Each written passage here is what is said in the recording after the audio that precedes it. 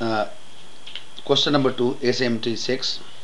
Daniel and Henrik are computer programmer in two separate medium-sized firms. Daniel, who works a 40 hours a week, gets paid $48,000 per year, while Henrik, who works a 50-hour week, gets paid $53,000 per year. Both individuals work the same number of weeks in a year. So question number A, marks 2. In your own word, briefly describe equity theory in the context of employment compensation.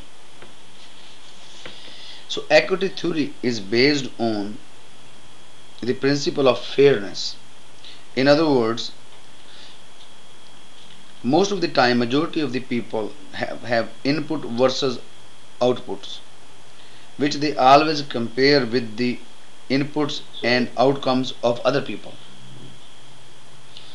Henceforth, their ratio of inputs and output is always equal to the inputs and outcome of other people.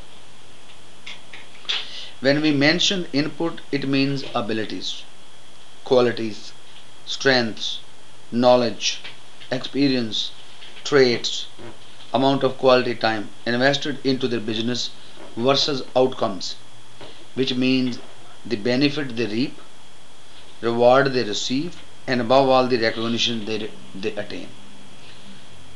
So bottom line, output is like benefits, rewards, and recognition. And the input is abilities, qualities, strengths, knowledge, experience, traits, and amount of quality time. So how do you define it? My outcome underneath my inputs equal to others outcomes and others inputs. So you compare your outcomes, your inputs with other people's outcomes and inputs. So that's a question number A. And then we go to the B. Using equity theory, determine which individual would most likely feel unfairly treated. Show your calculations. First of all, calculation to find out the inequity that exists Daniel and Henrik while using the following formula. Daniel's inputs equal to Henry's outcomes equal to Henry's inputs. So $48,000 per year for Daniel plus 40 hours per week equal to $53,000 per year per 50 hours. So Daniel makes $1,200 a week and then Henrik makes $1,060 a week. So hourly $23.08 based on 52 weeks per year for Henrik, whereas $24 hour based on 50 weeks per year for Daniel, right? $20.38 per hour based on 52 weeks and $21.20 based on 50 weeks and for Henrik.